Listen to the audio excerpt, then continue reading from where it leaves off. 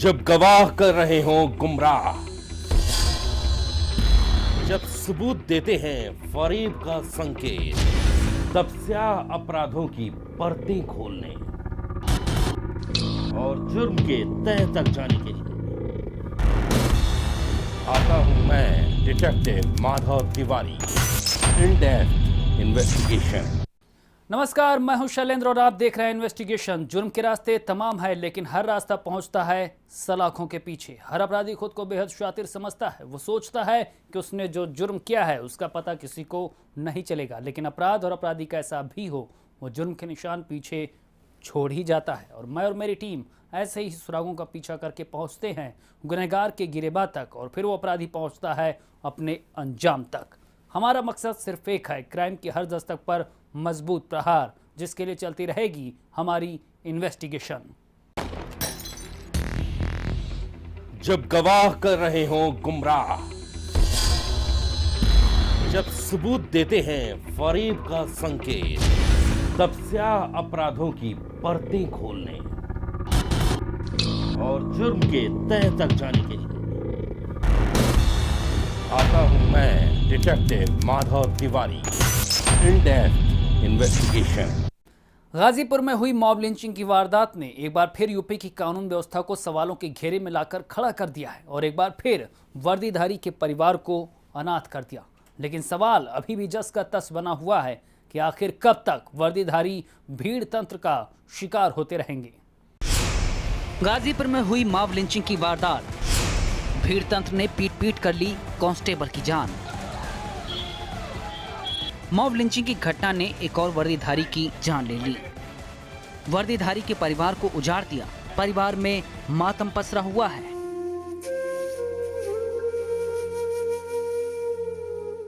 परिवार वालों का रो रो कर बुरा हाल है।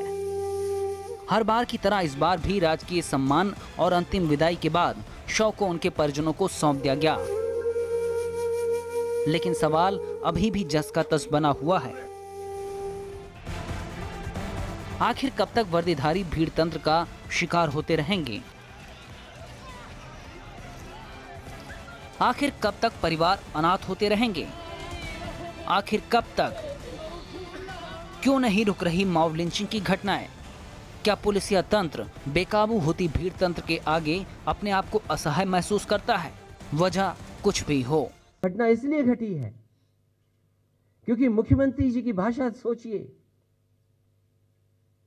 वो सदन में हो, मंच पर हो, उनकी एक ही भाषा है और भाषा ये कि ठोक दो। तो कभी पुलिस को नहीं समझ में आता है कि उन्हें किसे ठोकना है और कभी जनता को नहीं समझ में आता कि किसे ठोकना है। दरअसल गाजीपुर में बीते 29 दिसंबर शनिवार को प्रधानमंत्री नरेंद्र मोदी की जनसभा के बाद आरक्षण की मांग को लेकर रास्ता जाम कर रहे निषाद पार्टी के कार्यकर्ताओं को हटाने गए करीमुद्दीनपुर थाने में तैनात हेड कांस्टेबल सुरेश प्रताप वत्स को मॉब लिंचिंग का शिकार होना पड़ा और उन्हें पीट पीट कर मौत की घाट उतार दिया गया। जैसे हम तड़प रहे उनके भी बच्चे तड़पे, तभी तो उन्हें समझ में आएगा कि क्यों मारते हैं। हम लोग, हमारे पापा लोग पब्लिक की रक्षा करते हैं कि ये नहीं करते कि उनको मारा जाए, पत्थर उठा के मारा जाए। ऐसा नहीं हो करना चाहिए ना किसी के साथ। योगी सर जी जानने के बाद दंगा प्रसाद हुआ। लौटते समय आपस में वो धरना प्रदर्शन वाले बैठे थे, वो लौटते समय पत्थरबाजी किए हैं और उसी में चोट चपेट लगी। चाचा जी एक्सपायर हो गए हमारे। फिलहाल पुलिस ने इस मामले में 32 लोगों को नामजद करते हुए 150 अज्ञात लोगों के खिलाफ मुकदमा दर्ज किया है। 11 लोगों को और गिरफ्तार किया जा चुका है, जबकि इससे पहले 9 लोगों की गिरफ्तारी हो चुकी है। सब मिलाकर अब तक 20 लोगों की गिरफ्तारी हो चुकी है और पुलिस मुख्य अभियुक्त की गिरफ्तारी के प्रयास कर रही है। 11 मुलजिमों को गिरफ्तार किया गया है, 32 नामजद किए गए हैं। ये जो साक्ष्यों के आधार पर और साक्ष्य एकत्रित करते हुए कठोर से कठोर कार्रवाई सुनिश्चित की जाएगी। वहीं निषाद पार्टी की माने तो वो अपनी पार्टी और कार्यकर्ताओं को बेगुनाह बता रहे हैं। जरा आप भी सुनिए। भाजपा के कार्यकर्ताओं ने घुसपैठ करके उसके पत्थरबाजी की है और उस घटना पर मैं दुख व्यक्त करता हूं। हमारे कार्यकर्ता तो अहिंसा के पुजारी हैं। हम लोग जो है संविधान को जो है गीता और कुरान मानते हैं। हमारे कार्यकर्ता इस तरीके हो ही नहीं सकते हैं। शहीद सिपाही सुरेश को पुलिस लाइन में पूरे राजकीय सम्मान के साथ अंतिम विदाई दी गई। सिपाही की शहादत को श्रद्धांजलि देने के लिए पुलिस के आला अधिकारी भी शामिल हुए। विदाई के बाद शव को अंतिम संस्कार के लिए परिजनों को सौंप दिया गया।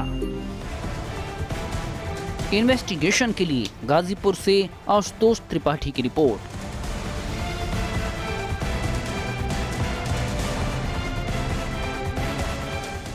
बुलंदशहर के बाद गाजीपुर में भी भीड़ ने प्रदर्शन के दौरान एक पुलिसकर्मी को मौत के घाट उतार दिया। बवाल निषाद आरक्षण को लेकर हुआ। ऐसे में सवाल यही उठ रहा है कि यूपी में आखिर भीड़ के निशाने पर पुलिस वाले ही क्यों हैं? देखिए हमारी खास रिपोर्ट।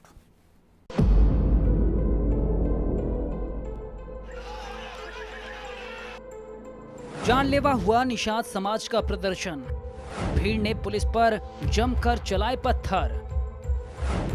हमले में पुलिस कांस्टेबल की मौत। गाजीपुर में निषाद पार्टी का आरक्षण पर हो रहा प्रदर्शन अचानक उग्र हो गया। दरअसल निषाद समाज के लोग कई जिलों में आरक्षण की मांग को लेकर धरना प्रदर्शन कर रहे थे, लेकिन पीएम के कार्यक्रम को देखते हुए कई नेताओं को पहले ही गिरफ्तार कर लिया गया था। बस इसी बात से नाराज निषाद समाज के लोग कड़वा मोड़ चौकी के पास उग्र प्रदर्शन करने लगे। इधर पुलिस उनके प्रदर्शन को रोकती उससे पहले भीड़ ने पुलिस कर्मियों पर ईंट पत्थरों से हमला कर दिया, जिसकी जद में आकर 3-4 पुलिसकर्मी घायल हो गए। वहीं हमले में घायल पुलिस कांस्टेबल सुरेश वत्स की अस्पताल में इलाज के दौरान मौत हो गई। माननीय प्रधानमंत्री जी की ड्यूटी में आए हुए थे। यहां से ड्यूटी समाप्त करके जा रहे थे। रास्ते में थाना नौनहरा के अटवा मोड़ पर कुछ निषाद पार्टी के लोग जो है धरना प्रदर्शन कर रहे थे। उसी में ईंटा पत्थर चला है। ऐसो करीमदीनपुर के हमराह में था ड्यूटी में, वो जा रहा था, वहीं पर उतरे हैं लोग। तब तक उसको चोट लग गई है, जिसकी वजह से उसको। मामले पर मीडिया से बात करते हुए करीमुद्दीनपुर पुलिस के एसओ सुधाकर राय ने अपने साथी की मौत पर भावनाएं व्यक्त की। बड़ी मुश्किल से वो पूरी घटना की जानकारी मीडिया को दे पाए।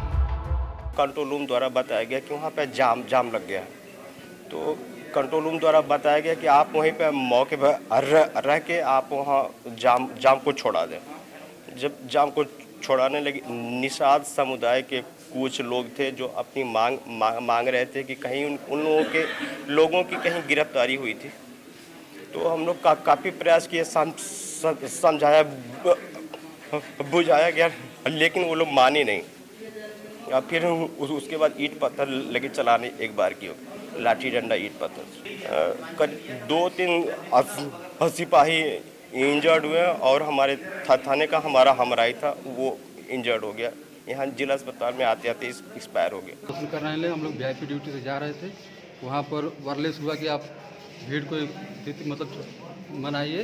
वहाँ पर जाने पर मनाने के बाद वहाँ पर निषाद पार्टी वाले पथराव कर दिए, जिसमें कि काफ़ी सिपाहियों को चोट लगा, उनको भी चोट लगा। हम लोग हॉस्पिटल लेके आते आते यहाँ पर मृतक घोषित कर दिया गया। अच्छा, बुलंदशहर का मामला अभी ठंडा भी नहीं हुआ था कि भीड़ ने एक और पुलिसकर्मी को मौत के घाट उतार दिया।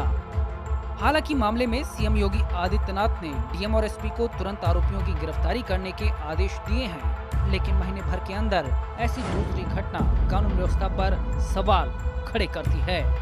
ब्यूरो रिपोर्ट, भारत समाचार।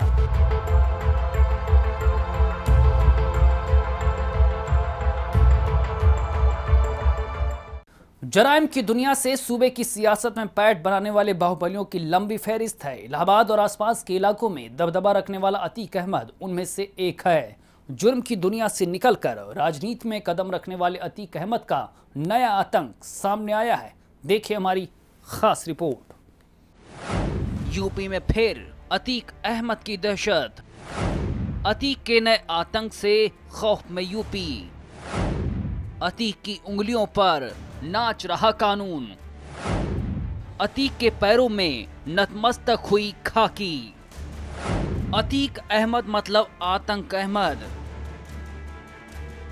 देश की सियासत में कई ऐसे नेता हैं जिन्होंने जुर्म की दुनिया से निकलकर राजनीति की गलियों में कदम रखा।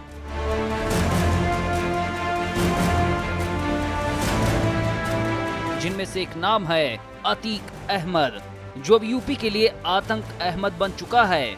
आतंक ऐसा जिसके आगे हर कानून बौना है, खौफ ऐसा जो एक आतंकी से भी खौफनाक है, क्योंकि देवरिया जेल में अतीक अहमद के नए कारनामों ने पूरी यूपी को हिला कर रख दिया है। 17 साल की उम्र में एक कत्ल से जवानी की दहलीज पर कदम रखने वाले आतंक अहमद के आगे कानून घुटने टेक चुका है। आतंक का आलम ऐसा है कि जेल से ही अतीक अहमद यूपी में किसी का भी अपहरण करवा सकता है। जेल के अंदर बैरक में 3rd डिग्री दे सकता है। लखनऊ के कारोबारी का अपहरण, उसकी पिटाई अतीक के नए आतंक की कहानी बयां कर रहा है। देवरिया जेल में बंद पूर्व सांसद अतीक अहमद के इशारे पर उसके गुर्गों ने आलमबाग के रियल एस्टेट कारोबारी मोहित जायसवाल को 26 दिसंबर को उनकी गाड़ी समेत घर से अगवा कर लिया। देवरिया जेल में मोहित को ले जाकर बैरक में पीटा गया और कनपटी पर पिस्तौल सटाकर उनकी 5 कंपनियों का मालिकाना हक 2 युवकों के नाम ट्रांसफर करवा लिया, जिसके बाद गाड़ी छीनकर जान से मारने की धमकी देकर भगा दिया गया। कैसे जेल आप पहुंचे और वहां पे आपके साथ क्या किया गया? ये घटना मेरी 26 तारीख की है। 26 तारीख को मुझे जबरन देवरिया जेल ले जाया गया, जहाँ मेरी गाड़ी बाहर खड़ी कर दी गई। उसके बाद मुझे जेल के अंदर ले जाया गया। अंदर ले जाने के बाद मुझे सामने जो पूर्व सांसद अतीक अहमद उनसे उन्होंने मुलाकात कराई। मुलाकात कराने के बाद मुझसे कहा कि आप किनारे बैठ जाएँ। जो किनारे बैठाने के बाद कुछ पेपर्स मंगाए गए जिसमें कंपनी के रिजर्निंग लेटर थे, सादे लेटर हेड थे, प्लेन चेकबुक थी, जिस पर मुझसे हस्तावेज साइन कराए गए। साइन कराने के साथ साथ उन्होंने कहा कि अपने भी साइन करो और अपने बहन के भी साइन करो। मैंने जब उस पर आपत्ति उठाई तो उन्होंने तुरंत मारना शुरू कर दिया। उन्होंने कहा जो कह रहा हूँ वो आप करो। मैंने अपनी जान बचाने के लिए मुझसे उन्होंने जो कहा वो मैं करता चला गया। ये पूर्व सांसद उनके बेटे मौजूद थे वहीं पे? हाँ, उनके बेटे भी मौजूद थे। उमर वहाँ मौके पे थे। अतीक? हाँ, वो भी थे मौके पे। क्या कह रहे थे अतीक? बस मुझे मारने के लिए कह रहे थे। वो कह रहे थे जो मेरे लड़के कह रहे करने के लिए उसको चुपचाप कर दो। लखनऊ से कारोबारी का अपहरण कर रंगदारी वसूलने के लिए देवरिया जेल की बैरक में 3rd डिग्री देना इस बात का सबूत है कि अगर यूपी में रहना है तो अतीक अहमद कहना है। जायसवाल नामक व्यक्ति हैं, इन्होंने एक आरोप लगाया था कि कुछ लोगों ने उनसे रंगदारी की बात कही, उसके बाद ले जाकर के उनकी पिटाई की है। इसको अत्यंत गंभीरता से लेते हुए मुकदमा भी तत्काल उसी रात दर्ज किया गया। 2 आदमी जो साथ ले जा रहा था, उसका नाम गुलफाम था और एक आदमी और इरफान, इन दोनों को पुलिस ने अरेस्ट कर लिया है। शेष जो 2 मुलजिम हैं इनकी धरपकड़ अभी जारी है। इसके लिए स्पेशल टीम हम लोगों की लगी हुई। खाकी वर्दी उसके लिए कोई मायने नहीं रखती। अगर यकीन न हो तो जरा देवरिया जेलर की लड़खड़ाती जुबान को सुन लीजिए। हमको इस संबंध में इतना ही कहना है कि मोहित जायसवाल की 26 तारीख को अतीक अहमद से मिलने आए थे और उनकी मुलाकात जेल नियमों के अनुसार कराई गई। उनके अपहरण करना, उनके द्वारा लोगों को लाए जाना, इस संबंध में मुझको कोई जानकारी नहीं है। अखबार में आज मैंने पढ़ा है की FIR हुई है, तो पुलिस जांच करेगी, उसमें कारागार प्रशासन पूरा सहयोग करेगा। कानून व्यवस्था को अपनी उंगलियों पर नचाना आतंक अहमद के लिए बच्चों का खेल है। लखनऊ से देवरिया तक उसके एक इशारे पर कानून नतमस्तक हो रहा है और ये हम नहीं कह रहे, बल्कि लखनऊ के कारोबारी के साथ जो देवरिया जेल के अंदर हुआ वो इस बात पर मुहर लगाने के लिए काफी है। हम इस वक्त मौजूद हैं देवरिया जिला कारागार के पास। इस जिला कारागार में बाहुबली अतीक अहमद बंद है, तकरीबन 1 सालों से बंद है। उनके ऊपर आरोप ये लगा है कि रियल एस्टेट के कारोबारी ने आरोप ये लगाया है कि उनको अपहरण करके इसी जेल में लाया गया और उनके साथ उनके गुर्गों और उनके द्वारा उसको मारा पीटा गया। अब ये देखना होगा कि ये जेल प्रशासन और पुलिस प्रशासन क्या कार्रवाई करेगी। देवरिया से भारत समाचार के लिए मनीष मिश्रा। बदायूं में बीते दिनों हुई होमगार्ड हत्याकांड के मुख्य आरोपी हरिराम उर्फ हरिया की लाश मिलने से हड़कंप मच गया। मृतक के परिजन पुलिस पर हत्या का आरोप लगा रहे हैं।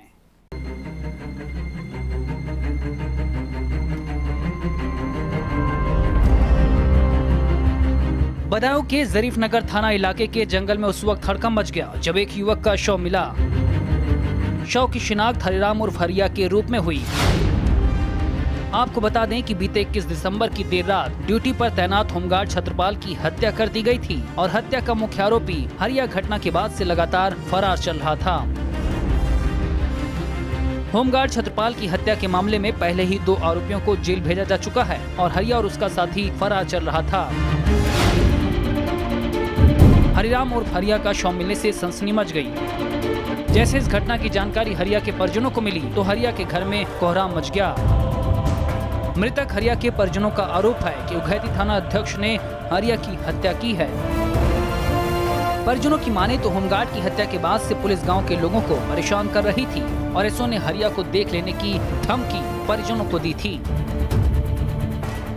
सारे मुजरिम मेरे और जो चचेरा तहेरा दादा परदादा है वो मेरा परिवार नहीं है। मैं अकेला भाई हूँ, मुझे फांसी मिल सकती है भाई की एफजी, या मेरे बाप होते तो बाप को मिल सकती थी। अरे गांव का तबाह क्यों? मेरी खेती बटाई में उसी को मुलजिम, इस हिसाब से तो कोई मुलजिम खेती बटाई में नहीं देगा किसी को। या मेरी जमानत टूटी हो तो जमानती पकड़ा जाए, सबके बर्तन फोड़ दें, सबकी गड्डियां चकिया। वहीं पुलिस इस मामले में पोस्टमार्टम रिपोर्ट आने के बाद कार्रवाई की बात कह रही है। थाना उघैती क्षेत्र के होमगार्ड छत्रपाल सिंह की हत्या हो गई थी। हत्या में प्रकाश में आए अभियुक्त हरि सिंह उर्फ हरिया की आज दिनांक 30/12/18 को सूरजपुर बहजोई रोड थाना जरीफ नगर क्षेत्र में डेड बॉडी पाई गई। कोई जाहिरा चोटें नहीं हैं। पीएम कराया जा रहा है। साक्ष्य के आधार पर कार्रवाई की जाएगी। होमगार्ड छत्रपाल की हत्या के मुख्य आरोपी हरिराम की मौत के बाद मृतक हरिया के परिजन पुलिस पर हत्या का आरोप लगा रहे हैं। सवाल ये उठता है कि जिन पुलिस वालों पर हत्या का आरोप लग रहा है, क्या उन्हीं के विभाग का कोई कार्रवाई की हिम्मत जुटा पाएगा या मामला सिर्फ फाइलों में ही कैद होकर रह जाएगा? इन्वेस्टिगेशन के लिए बनाऊ से अरविंद की रिपोर्ट।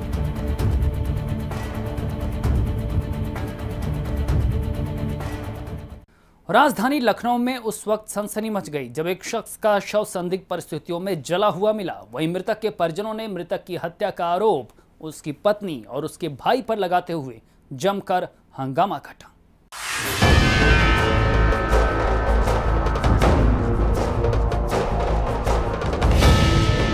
राजधानी लखनऊ में उस वक्त सनसनी मच गई जब एक शख्स की लाश संदिग्ध परिस्थितियों में जली हुई मिली।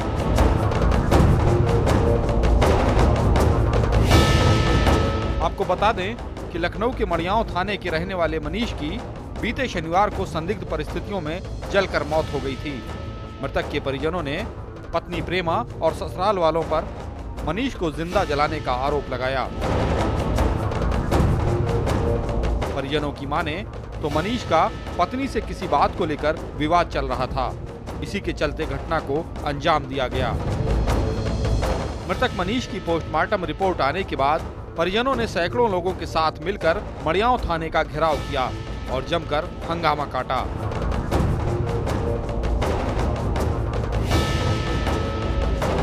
मृतक मनीष के परिजन उसकी मौत को हादसा नहीं हत्या बता रहे हैं। जैसे ही पुलिस को इस बारे में जानकारी मिली, मौके पर पुलिस के अधिकारी कई थानों की फोर्स लेकर पहुंचे और मामला शांत कराया। कल एक आत्मदाह की सूचना पुलिस को मिली थी, जिसपे परिजनों का आरोप था कि उसके पत्नी ने उसको आग लगा के मार दिया, जिसपे उसका मुकदमा कायम कराया गया था। आज परिजन उसी शव को गिरफ्तारी के लेके यहाँ प्रदर्शन किए और गिरफ्तारी के लेके मांग कर रहे थे। पूरी गिरफ्तारी का अभी कोई गिरफ्तारी नहीं की गई है। परिजनों को समझा बुझा के डेड बॉडी को सुपुर्द कर दिया गया और लेकर अपने गाँव चले गए हैं और पहले कल के मामले में मुकदमा ऑलरेडी पंजीकृत है। फिलहाल पुलिस ने शव को कब्जे में लेकर मुकदमा दर्ज कर लिया है और जांच शुरू कर दी है। मनीष की हत्या हुई थी या उसकी संदिग्ध परिस्थितियों में मौत हुई, इसका खुलासा पुलिस की जांच के बाद ही हो पाएगा। इन्वेस्टिगेशन के लिए लखनऊ से अरशद रजा की रिपोर्ट।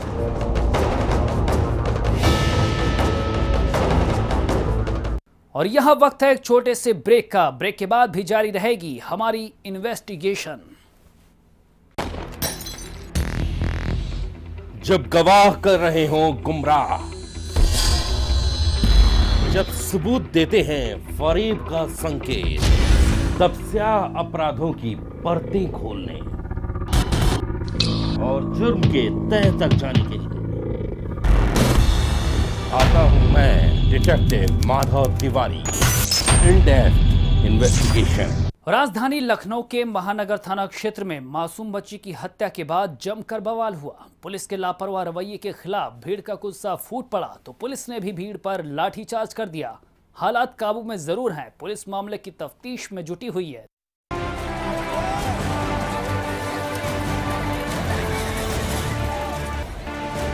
हंगामा, बवाल, पथराव, भगदड़ और लाठीचार्ज।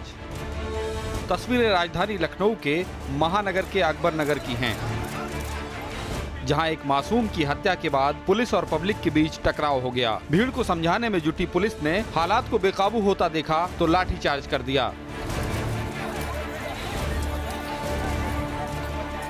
राजधानी के महानगर थाना क्षेत्र में शुक्रवार दोपहर से गायब मासूम बच्ची की पड़ोसी नाबालिग ने गला दबाकर हत्या कर दी थी।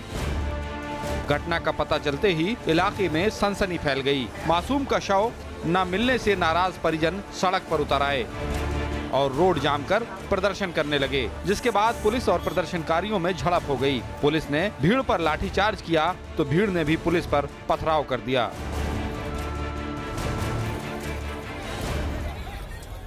एक बोरे में बैरियर नंबर 9 के पास उसकी शव मिला है। इस जघन्य अपराध के लिए घर वालों ने जो है ये जो पड़ोस का नाबालिग बालक था, ये इसके पिताजी और इसके 2 भाइयों पर आरोप लगाए हैं। इसमें जो इसके पिताजी थे ये तो इनको तो हिरासत में ले लिया गया है। बाकी जो इनका जो नाबालिग है उससे अभी और भी जानकारी ली जा रही है और उसके भाइयों से भी जानकारी ली जा रही है। तो जाहिर सी बात है एक जघन्य अपराध था तो उसमें लोगों में आक्रोश था उसमें, लेकिन पुलिस ने समाज आपसी वार्तालाप से इसका हल निकाल लिया गया है और कार्रवाई की जा रही है। बता दें कि घर वालों ने बच्ची की गुमशुदगी पुलिस में दर्ज कराई थी, लेकिन आरोप है कि पुलिस ने मामले को गंभीरता से नहीं लिया, जिसके चलते लोग भड़क गए और सड़क पर उतर आए। बाद में पुलिस ने डॉग स्क्वाड की मदद से बोरे में बंद मासूम के शव को बरामद कर पड़ोसी नाबालिग युवक और उसके पिता को हिरासत में ले लिया। क्योंकि अभी बॉडी मिली है, पब्लिक में हम लोग हैं, तो हम लोग पूछताछ करके इसको भी क्लियर कर पाएंगे। क्या कुछ लोग आक्रोश में तो पत्थर फेंक दिए थे, हल्का बल प्रयोग करके उनको हटा दिया गया और बॉडी को पीएम दे दिया गया। गिरफ्तारी कितनी हुई है? इसमें जो भी अभियुक्त सबकी गिरफ्तारी कर ली गई है। हत्या की वजह का खुलासा अब तक नहीं हो सका है। फिलहाल हालात काबू में हैं और पुलिस पूरे मामले की तफ्तीश कर आगे की कार्रवाई कर रही है।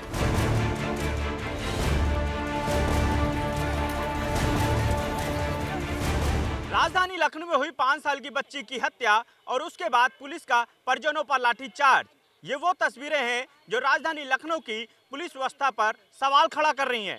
साथ ही ये भी साबित करती हैं कि यदि आप इंसाफ मांगोगे तो ये लखनऊ पुलिस है जो आप पर लाठी भाजेगी। कैमरा पर्सन महिर साथ अनूप कुमार, भारत समाचार, लखनऊ। शातिर गुनहगार एक्टिव हैं और वो आपके आसपास ही रहते हैं। वो हर वक्त नए जुर्म की कहानी गढ़ रहे हैं और हम उनका पीछा कर रहे हैं। हमारी इन्वेस्टिगेशन तब तक जारी रहेगी जब तक वो सलाखों के पीछे नहीं पहुंच जाते। लेकिन जाने से पहले हम आपको कहना चाहेंगे कि आप भी रहिए सावधान और सतर्क। नमस्कार, जय हिंद। जब गवाह कर रहे हों गुमराह, जब सबूत देते हैं फरेब का संकेत, तब स्याह अपराधों की परतें खोलने और जुर्म के तह तक जाने के लिए आता हूं मैं, detective Madhav Tiwari, in depth investigation.